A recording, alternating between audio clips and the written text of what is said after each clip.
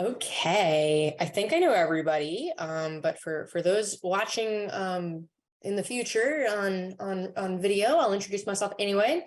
I'm Mel Hauser. I use she, they pronouns, and I am executive director at All Brains Belong. I'm very excited. Tonight is our first ever book chat, and don't worry, we didn't expect anybody to have read the book, so we have we've prepared to be able to talk about the concepts of the book, because like anything here, there's no right way to participate. So it turns out you can come to a book chat and engage with it even without having experienced the book ever before in some way or another. So all month long, we've been talking about urgency culture. And urgency culture plays out every day in everyday life, as one of the many consequences of oppressive power dynamics. And shame is another one of those consequences. And put these together, and we have a book about this. So we're going to be talking about Brené Brown's book. I thought it was just me, but it isn't. And before we do that, community agreement. All forms of participation are okay here. You can have your video on or off. If it's on, we do not expect anything of you. You certainly don't need to look at the camera. You can walk, you can fidget, you can stim, you can eat, you can have kids and pets and whomever climbing all over you. And you can communicate however you're most comfortable, either unmuting and using mouth words, typing in the chat box, gesturing, whatever works for you. Just a word about language. You'll hear myself and maybe other people using identity first language. For example, I am autistic.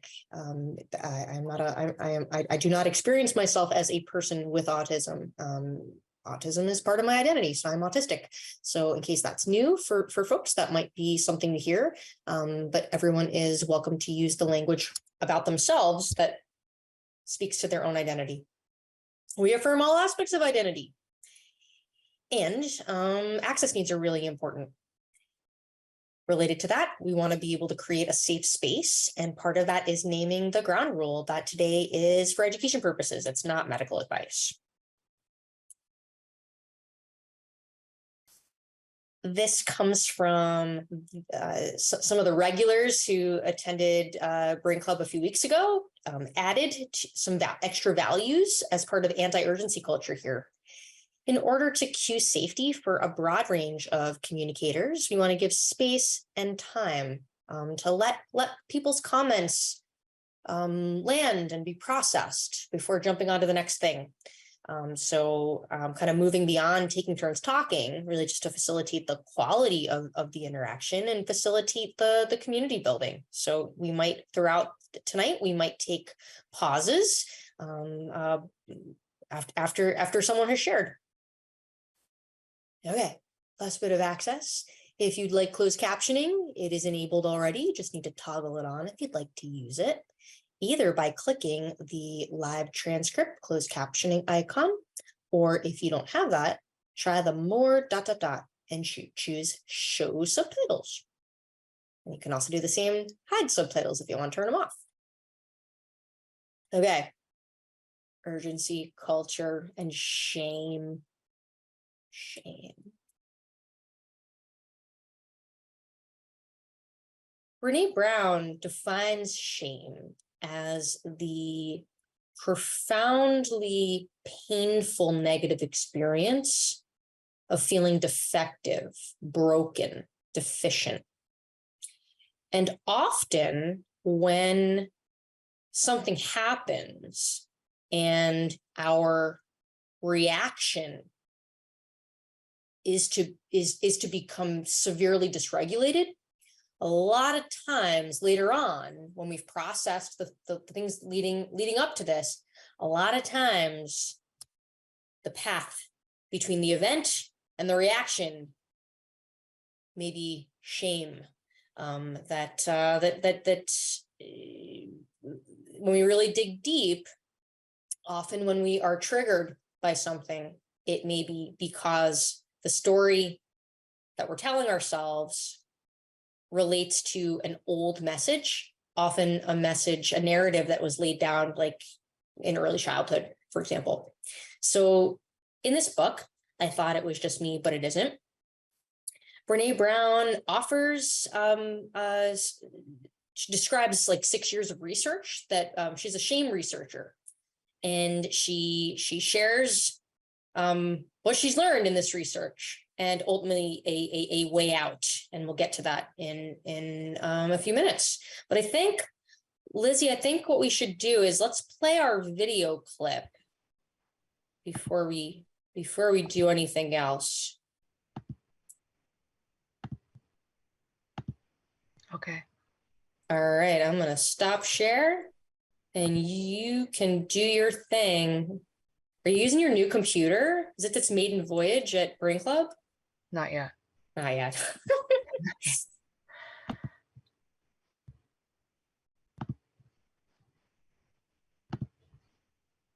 Very quickly, really about 6 weeks into this research, I ran into this unnamed thing that absolutely unraveled connection in a way that I didn't understand or had never seen.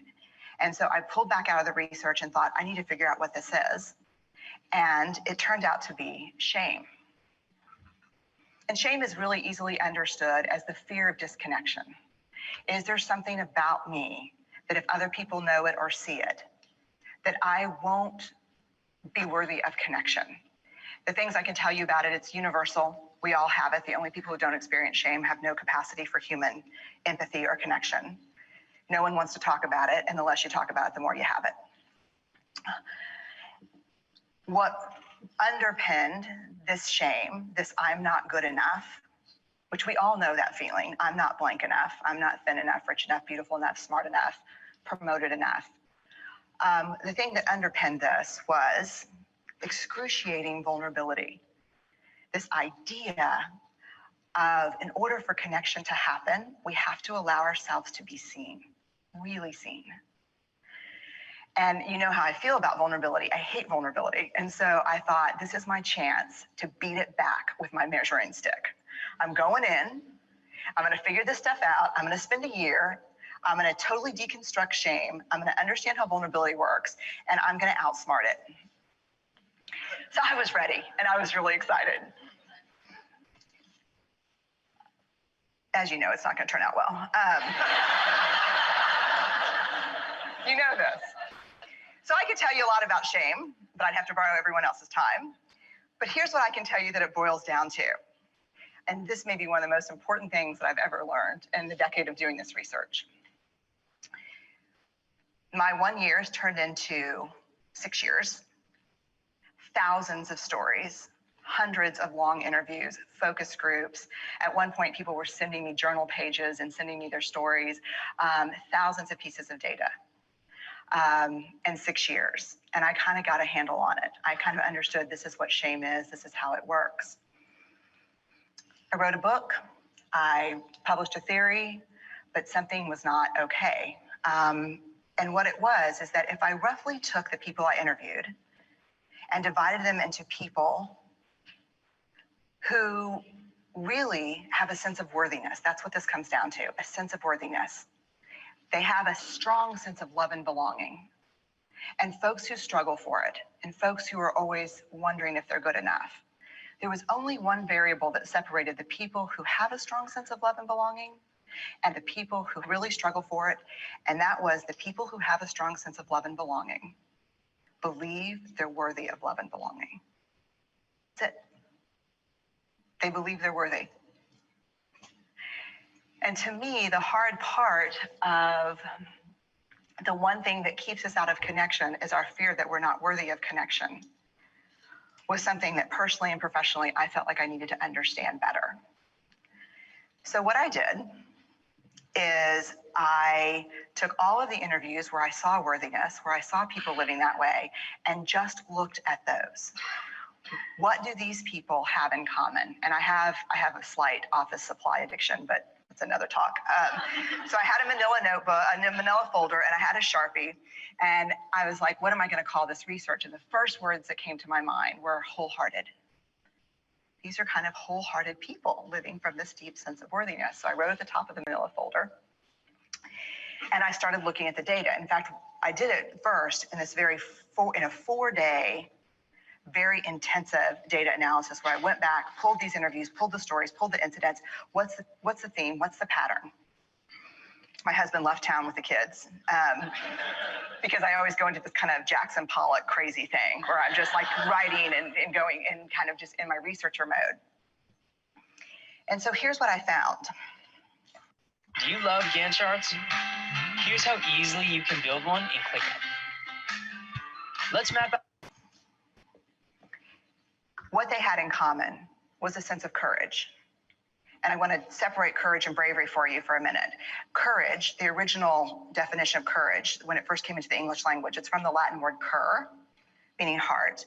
And the original definition was to tell the story of who you are with your whole heart. And so these folks had, very simply, the courage to be imperfect.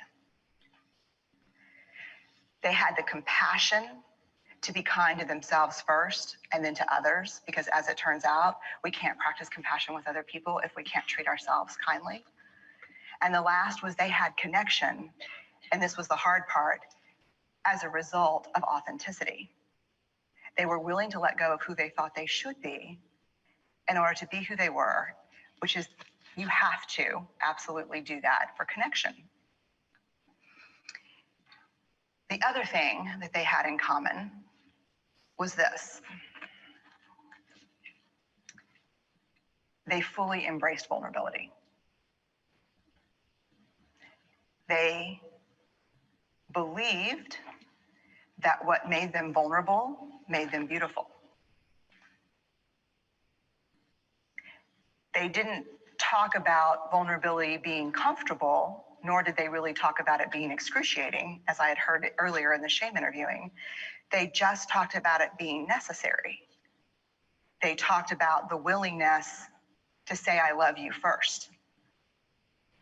The willingness to do something where there are no guarantees. The willingness to breathe through waiting for the doctor to call after your mammogram. The willing to invest in a relationship that may or may not work out. They thought this was fundamental.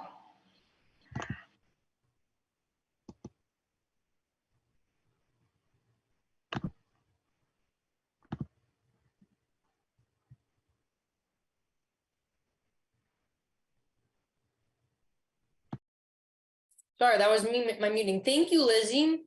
Just to catch us up in the chat, Kat says, I think it's important to find our people who give us the message that we are worthy, to counter the people who give us the message that we're not.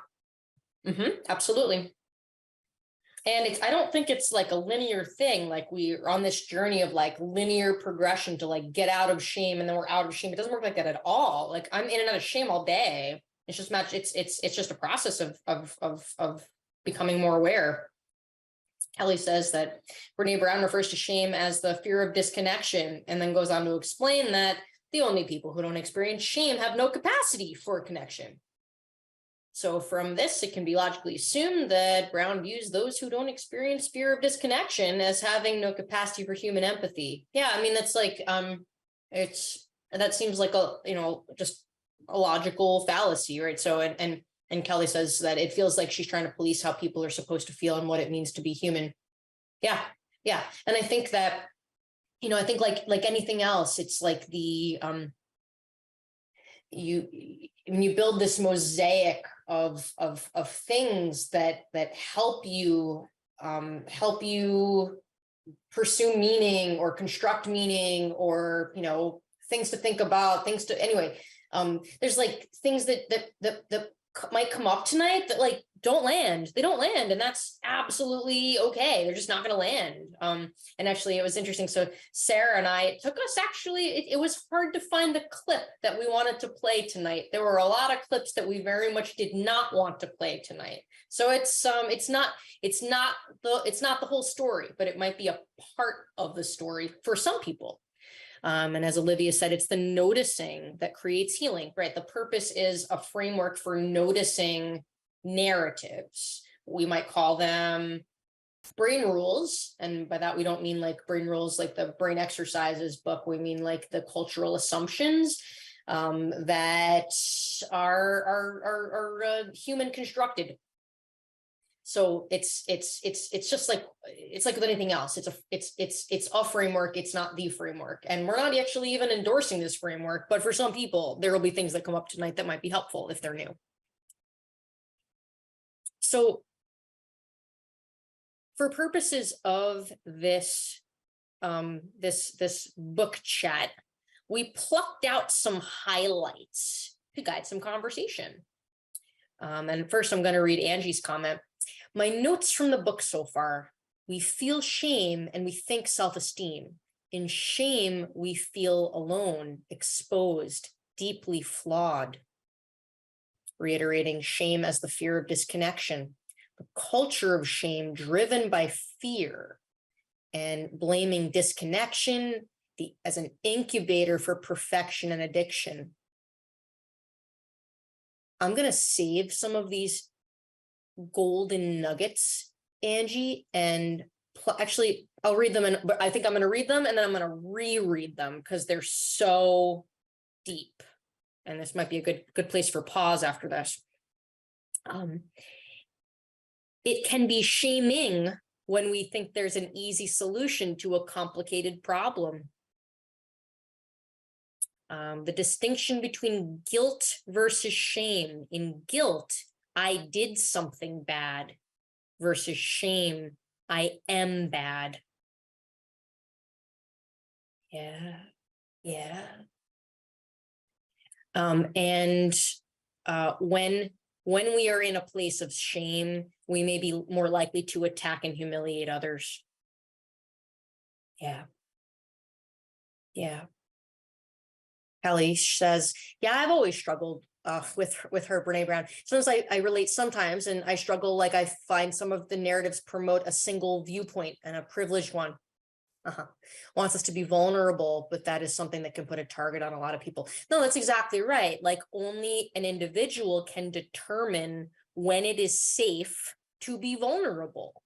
And we don't want to cortically override. And I think that you're absolutely right that when there's like this this message of like, the only way to be a person is to be vulnerable, then that doesn't fit, right? That doesn't fit because really the truth is there's no right way to be a person. And truly in some environments, it is absolutely not safe to be vulnerable. Sierra says, shame feels like a zooming out and a generalization of guilt almost. I wonder, I think that I think it's important that we think about how do we talk, like what is a help, like what is the way, and it's not going to be like the way, like a way. What are some ways that we think this plays out for us? And what are some ways we maybe want to zoom out and look at it when we're not in it to make things more comfortable for us as individuals in daily life? And maybe that's not, maybe it really doesn't, maybe that's not what the next step is for a particular individual. Because as Sarah said, it's a lot more nuanced and complicated. What Brené Brown asserts is that shame comes from old messages, often messages from early childhood, especially in, I think she writes, it's been a long time since I read this book, but like in the first 8 years, those neural pathways you lay down are, they get over-rehearsed and over-rehearsed, and it's really hard to break out of. And often they are indicative of not just, family culture, but the larger, geographic or, social culture that a particular person has to be in. She also says that no amount of shame is healthy. She writes that the idea that there are two types of shame, healthy shame and toxic shame, that did not bear out in any of her research. And that, shame thrives on secrecy. She writes that shame is a silent epidemic, and what makes it silent is our inability or unwillingness to talk openly about shame and explore the ways in which it affects our individual lives, families, communities, and society. So I think that is what we all just said, I think, which is that, you know, there's not one way that shame is and impacts people. And so I think I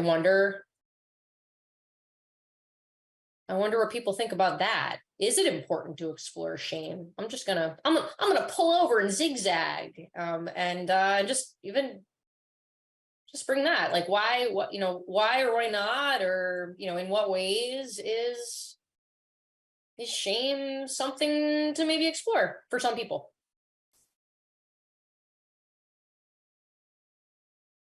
Kat says, I've found it important to explore shame because I see shame as a sign that there is something way deeper going on than what's at the surface. Yeah, that resonates with me. I think that times when I absolutely flip my lid beyond like what I judge myself to be, like an adult in the universe being, when I later can process those things, almost always, I mean, I would say always, it's because shame was evoked by by something. And before I had that lens, like, I read this book maybe, I don't know, like 10 years ago, maybe, or whenever it first came out. And I remember being like, oh, that's interesting. That's new information. Amy says, I have found Brené's work connecting fear and shame important to my work as a classroom teacher, making sure that what I say or convey to my students is not shameful, hurtful, or fear-based. Thank you for saying that. Thank you for saying that, Amy. I think I really actually connect that to what someone said at the beginning about being triggered by the term obvious. This is obviously this way, or I added to that, oh, well, it's simple, it's easy. Not to my brain. And now I feel bad because you told me that the way to be a human, if you're a human, then it is easy, but not for me. Stevie says, I really paid attention this week to my anxiety around the need to hurry in my mouth words, not to be late. And I realized this old pit of shame about not being able enough. Oh, that resonates so much, right? So shame and internalized ableism, I mean, they go hand in hand. Absolutely. So I think, I mean, just to like play this out, if we were going to fast forward to, I have a slide that I may or may not show about what Brené Brown said, it says is a way out. What she says is, first, to recognize this is shame. Like, this is shame. This thing I'm feeling, it is shame. You may not be able to recognize it in the moment, but maybe later when you're processing a thing of like, oh, that thing, that's shame. And then, because when you do that, what she says, step 2 is to tell someone. So what I'm, and it's not even, I mean, I've done it a million times already today, but I haven't done it on purpose, which is that somebody says something and instinctively I'm like, oh yeah, that resonates. Oh yeah, me too. And almost always people do that. When you're connected to other people, almost always they do that. And that's what I think the point is, so that people are not alone in that feeling of defectiveness and deficiency. And not everyone will treat your shame with care, as Kat says. If someone expresses their shame, that means they feel very trusting of me, and I must treat that with the utmost care. I carry that with me so much, Kat. And because it's because, I mean, a lot of people don't treat people's shame with care. And those are often the nature of those connections.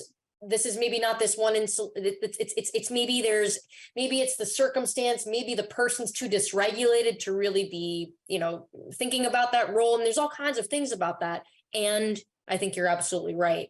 And I think what happens really what's really, really hard is that when someone is sharing shame and the other person doesn't necessarily even know that they're sharing shame because nobody's talking about shame, they inadvertently may cause so much harm by not validating the experience. You know, somebody might share something and then someone's like, well, look on the bright side, or like, you know, it's like, well, you could think about it this way. I'm like, nope, this is shame. This is my truth. And we see this play out in relationships, in healthcare. I mean, we just see this play out all the time. Sarah says, when I feel shame, I feel it physically, like a wave washing over my body. Yeah. So I've learned to recognize it by my physical reaction first. Yeah. And I think, you know, Brené Brown says, often we feel shame before we think it. So it's like, I feel the thing, and then later I might like ascribe it to like, oh yeah, that was shame. But what ends up happening, I think, is that when shame happens and we don't recognize that that's what it is, that we may be so far gone the train of meltdown, of lash out, of just like, you know, of disconnection. And in that setting, like, I don't know if this happened to anybody else, but like sometimes when I'm so upset, I'll say something and I know that I should stop talking, I should stop screaming, and I just can't hit stop because I'm too dysregulated. I don't have access to upstairs brain to hit my pause button. Shame connects to all of that.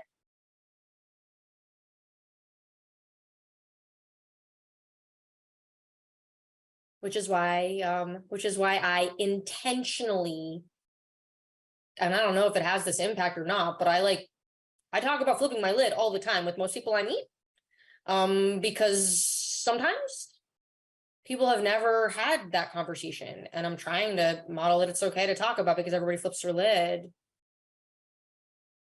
Kat says, it's all the shoulds, needs to, haves to, all of those words are keywords that signal someone is trying to shame me, including myself.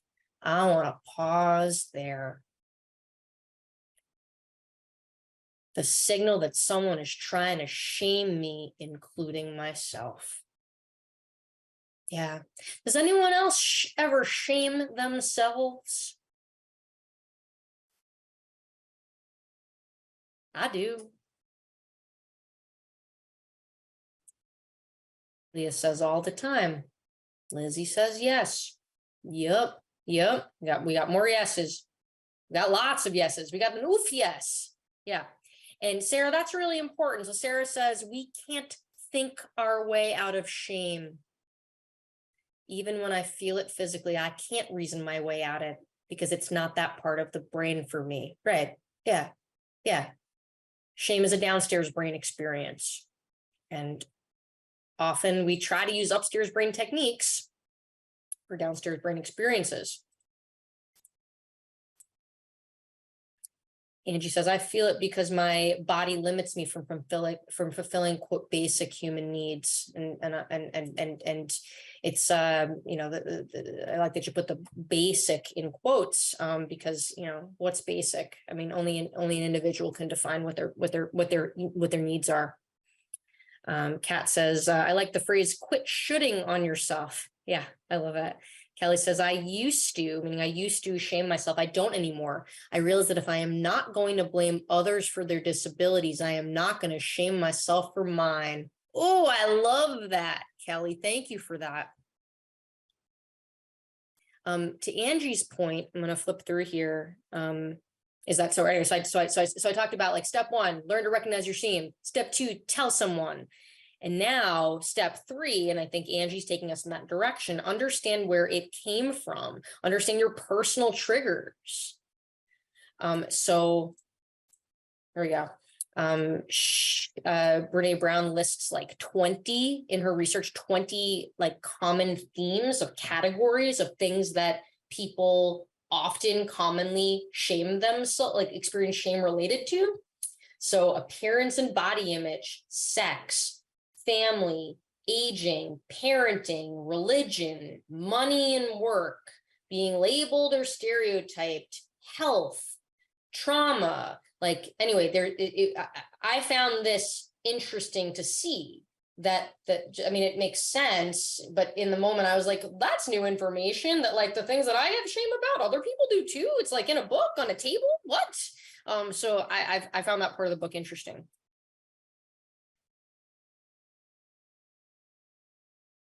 Any of these surprising to anyone? Yeah, any norms? Right. There, this is how it's supposed to be, and you're like, I'm not that. Yep. You know, Brené Brown writes about critical awareness, the idea of linking our personal experiences, you know, to what you can zoom out and connect with. So the idea of like, you know, I'm not the only one, normalizing that, contextualize, like I see the big picture, and then, you know, share it with other people. Kelly says, I watched this video by Sinead Burke. She's a little person. It changed my life. I realized then that the world was the disabler. Yeah. Really helped me change how I viewed myself. Thank you for that. I can't wait to watch this after. Thanks for sharing.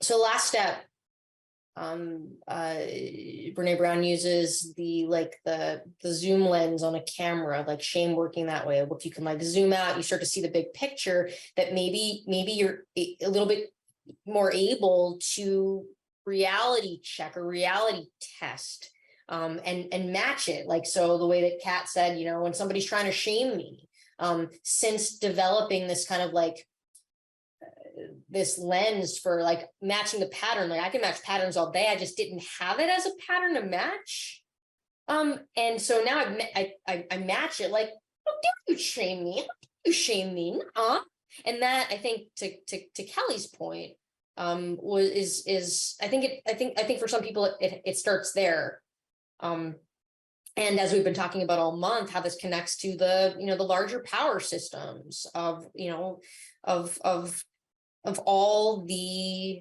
power over that goes on. And a lot of the topics of shame connect to the messages embedded in oppressive power systems about how people are socialized to, quote, be in the world. All right, so these we can talk about whatever you want, but these were some things we were wondering about. How do you recognize shame? Oh, Kat says, thanks. I'm glad you brought up power over. I talk about power over in every single conversation I ever have, Kat. You can always count on me for talking a little bit power over. So we can certainly play that out some more if people want to. But, you know, how are you navigating shame experiences when they happen, if they happen? And, you know, where do we think they come from? And I think that's how power over concept plays out. And part of doing it differently in an anti oppression culture is an anti-shame culture. It's an anti-urgency culture. It's an anti-racism. It's an anti-ableism. It's like all of that. It's all one thing, I think. So with that, I'd love to know what anyone has to say.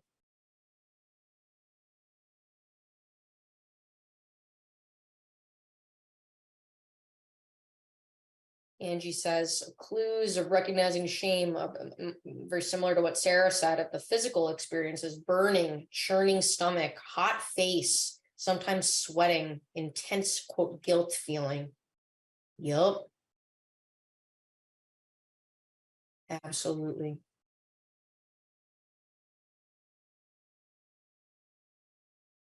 Sierra says, panic. Yeah.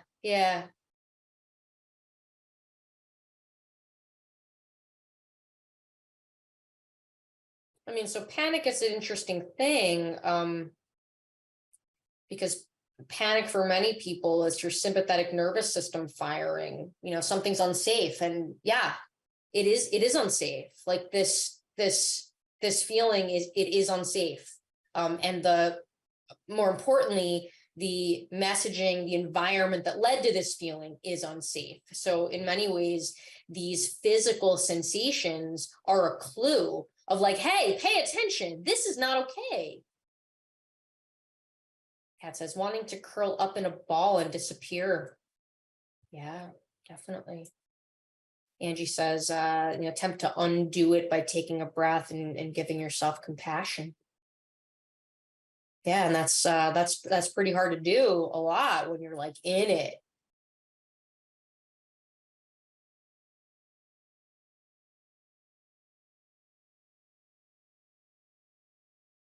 Kelly says, this group helps boost confidence. It's nice to be with a group of people who've had the same cringy moments. Oh yes, I cringe most of the day, as I have when it comes to relating to the world. Did anyone else lose a lot of their internalized shame when they got their diagnosis? Oh yeah, it was the biggest game changer for me. Of like, oh, I'm not a broken neurotypical person, I'm just autistic. And there's like a whole bunch of people who the things that I am most feeling shame about, of like the things I try to keep from the world, turns out there's like a ton of people who have experiences that I thought I was literally the only one that I've been hiding from the world my whole life. You got a yes, you got a bunch of hearts. Yeah.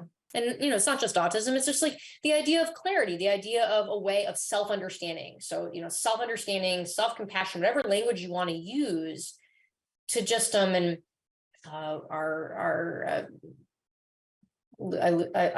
lose words that are like, I'm like right now giving me, I'm like doing the thing that we all talked about how we don't like, the words, like, it should be easy to get a word out. Anyway, not easy, not at all. It's 6:40. So, our board president talks about becoming more familiar with your own experience. And to me, I think, for many people, certainly for, I can only speak for myself, and but other people have shared this, of like identification or diagnosis, whatever pathway to self-understanding is that first step. CB says, I have been becoming more aware too of my need for autonomy and the shame I had around it. Well, of course, how could you not have a shame about it? So many of us have been told that when you assert your access needs, you're selfish, you're this, you're that. Why, or even, shame, the need for interdependence, as though there's something wrong about needing to feel connected to other humans. Michelle says, Kelly, yes, to finally have an explanation at age 53 has been, I have no good word. And the thing is, you don't have to have words, because energetically, I get that. And I think probably a lot of people do. And that's the thing around having,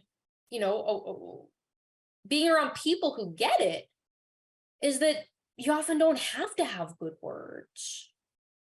Good words.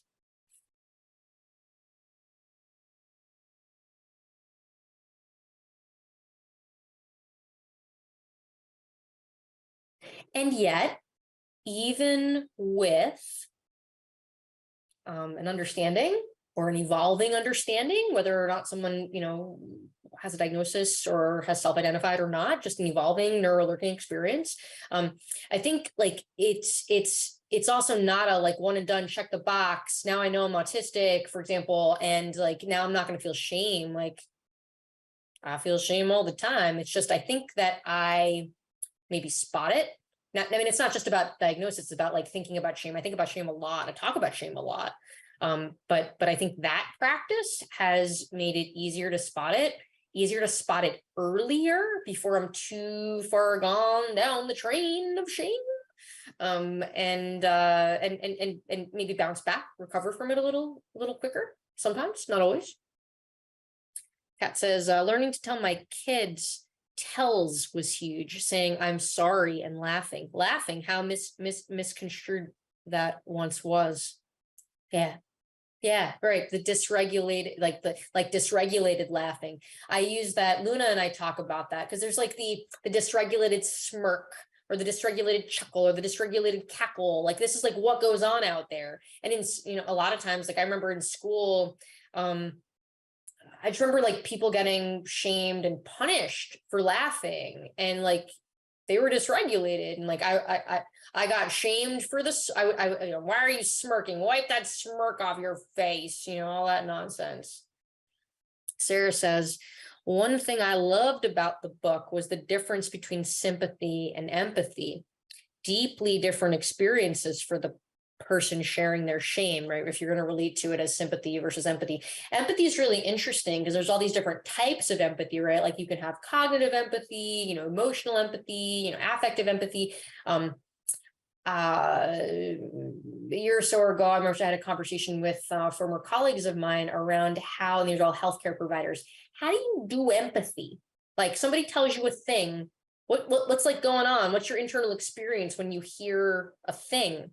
It was very interesting because none of them did empathy in the same way, and they didn't do empathy, or I mean, they didn't do empathy in the way that I did empathy. When I do empathy, I'm imagining that I'm the character in the other person's story. That is painful, like a lot. And I didn't know that that's not what everyone did. I remember being at kindergarten, being like, put yourself in the other person's shoes and feel what they feel like. I mean, that was the social motor plan that this former autistic child was taught.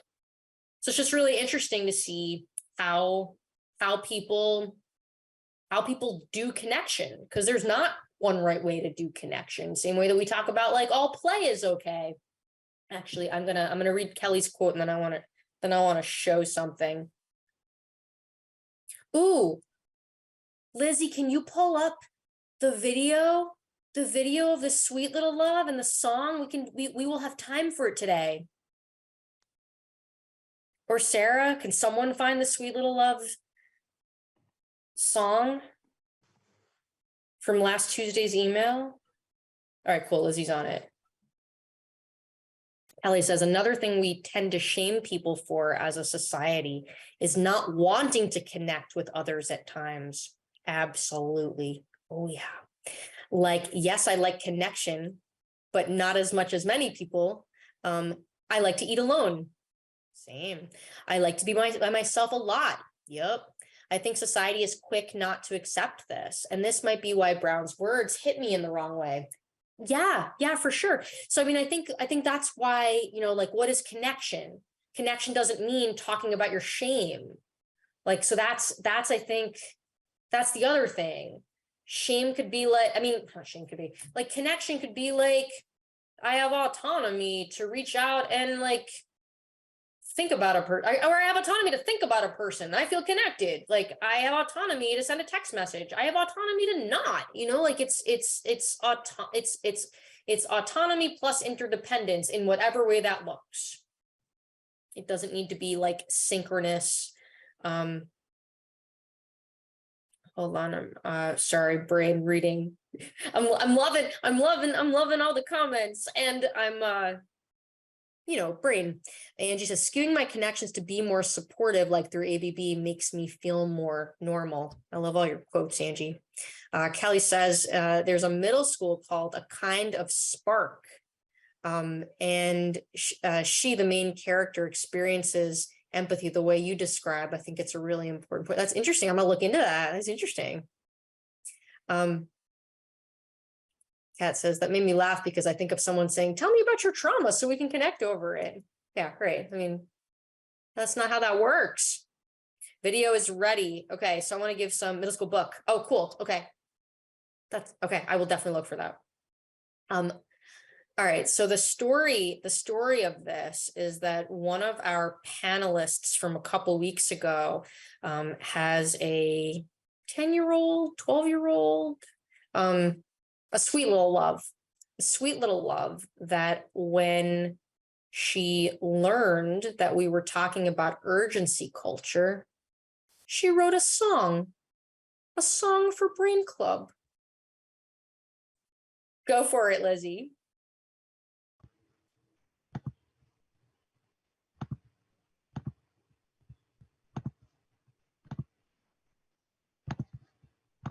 Introducing Eileen Alice Donnelly. She is the composer of this song, and she wrote it tonight. So, yeah, I'm singing. When the years change and the leaves fall down and the ground starts to become slightly less brown, just keep on going and looking forward. Yeah, yeah. New year, the snow starts to fade, making room for seeds to grow in the day. New challenges to face.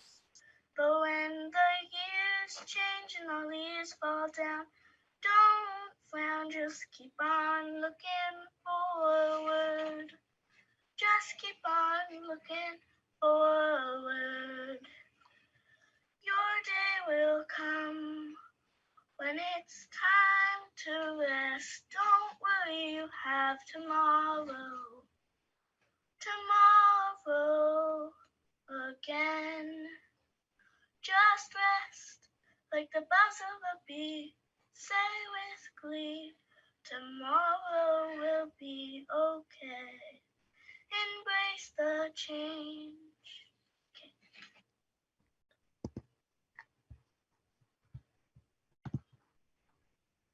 So the thing is, I think that's how we all begin, right? So like we have like the sweet little love who then gets the messages, right? The messages of that there's a right way to be and that you're not it. And that's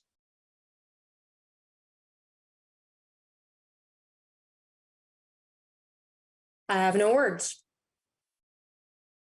And it just, when I think about all the sweet little loves, and like we were the sweet little loves at some point, you know, like that's what's going on. That's what's going on in everyday life.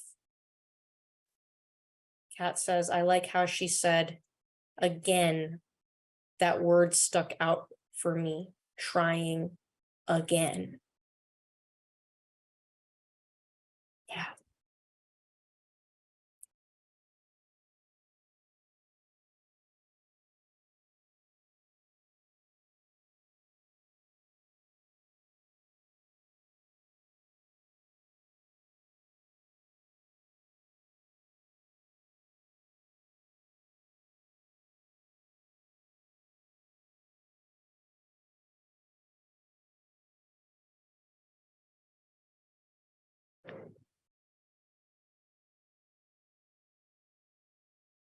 You have the kind of brain that doesn't feel time.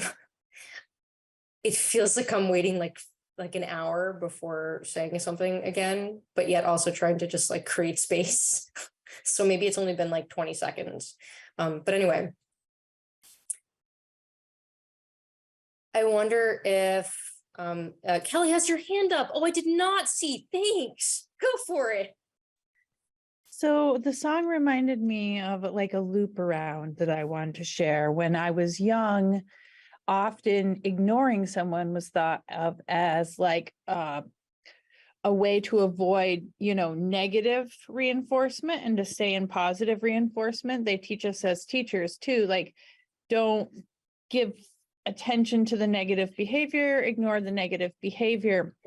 And what I see that as is one of the most negative things that you can do, because you've created this connection, and sometimes you're that person's person, in the school setting, in the home setting, you're their person, and then you're taking away that connection through the ignoring.